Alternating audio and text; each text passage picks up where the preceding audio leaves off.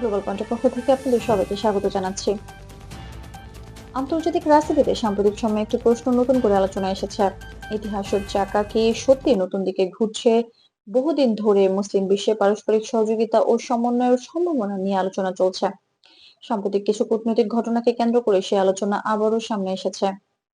এ প্রেক্ষাপটে Iran, Saudi আরব এবং পাকিস্তানকে ঘিরে একটি সম্ভাব্য সহযোগিতার কথা সামাজিক যোগাযোগ মাধ্যম ও বিশ্লেষণ ধর্মীয় আলোচনায় উঠে এসেছে, যাতে কেউ কেউ অনানুষ্ঠানিকভাবে ইসলামিক ন্যাটো নামে উল্লেখ করেছেন। তবে সেখানে স্পষ্ট করে বলা প্রয়োজন, ন্যাটোর মতো কোনো আনুষ্ঠানিক সামরিক জোট গঠনের ঘোষণা বা প্রমাণিত তথ্য এখনো আন্তর্জাতিক পর্যায়ে পাওয়া যায়নি। ভ্যালিড আন্তর্জাতিক সংবাদ মাধ্যম জানাচ্ছে, বাস্তবে যে কাঠামোটি রয়েছে সেটি হলো Islamic military counter terrorism coalition, বা যা 2015 সালে সৌদি আরবের নেতৃত্বে গঠিত হয়। এই জোটের উদ্দেশ্য মূলত নিরাপত্তা সহযোগিতা ও তথ্য বিনিময়। গুরুত্বপূর্ণ বিষয় হলো, ইরান এই জোটের সদস্য নয়, বরং এটিকে কখনোই সৌদি আরব ও পাকিস্তানের যৌথ সামরিক জোট হিসেবে ঘোষণা করা হয়নি।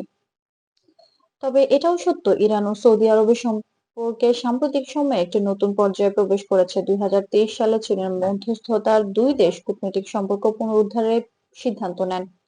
দূতাবাস পুনরায় চালুর মতো পদক্ষেপ আন্তর্জাতিক মহলে ইতিবাচক হিসেবে দেখা হলেও বিশ্লেষকরা বলছেন, এটি মধ্যপ্রাচ্য দীর্ঘদিন ধরে পারস্পরিক অবিশ্বাস কমানোর একটি গুরুত্বপূর্ণ উদ্যোগ, যদিও এটিকে এখনো সামরিক জোটের রূপ নেওয়া পর্যায়ে বলা যাচ্ছে না। পাকিস্তানের অবস্থান এই আলোচনা আলাদা গুরুত্ব পাচ্ছে। দেশটি ঐতিহাসিকভাবে সৌদি আরবের সঙ্গে ঘনিষ্ঠ সম্পর্ক বজায় রাখার পাশাপাশি ইরানের সঙ্গেও কূটনৈতিক যোগাযোগ ধরে রেখেছে।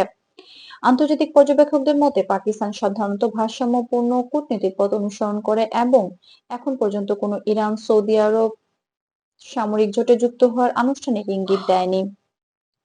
সামাজিক মাধ্যমে আলোচনায় পাকিস্তানের প্রতিরক্ষা সক্ষমতা, সৌদি আরবের অর্থনৈতিক ও বিমান শক্তি কিংবা ইরানের ক্ষেপণাস্ত্র ও ড্রোন প্রযুক্তির সঙ্গে তুলে ধরা হয়েছে। তবে বিশেষজ্ঞরা মনে করিয়ে দিচ্ছেন, এসব সক্ষমতা থাকলেও সমন্বিত যৌথ বাহিনী বা ওআইসি ভিত্তিক সেনাবাহিনী গঠনের কোনো আনুষ্ঠানিক সিদ্ধান্ত বা রূপরেখা এখনো সামনে আসেনি। এমনকি বাইতুল মুকাদ্দাস সহ বিভিন্ন স্পর্শকাতর আন্তর্জাতিক ইস্যু নিয়েও মুসলিম দেশগুলো অবস্থান এখনো মূলত কূটনৈতিক পর্যায়ে সীমাবদ্ধ। জাতিসংঘ ও আন্তর্জাতিক বিশ্লেষকদের মতে, বর্তমান পরিস্থিতিতে সংলাপ, সহযোগিতা এবং আস্থার পরিবেশ তৈরি করাই সবচেয়ে বড় চ্যালেঞ্জ।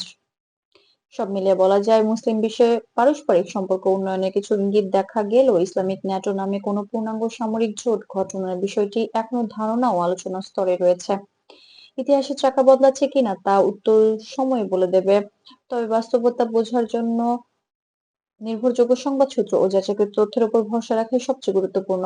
গ্লোবাল পয়েন্টের পক্ষ থেকে এটাই ছিল আজকের বিশ্লেষণ। ভিডিওটি ভালো লাগলে লাইক দিন, আপনার মতামত জানান কমেন্টে, আর নিয়মিত তথ্য ভিত্তিক আপডেট পেতে আমাদের চ্যানেলটি সাবস্ক্রাইব করতে ভুলবেন না। আবার দেখা হবে গ্লোবাল পয়েন্টের পরবর্তী কোনো প্রতিবেদনে।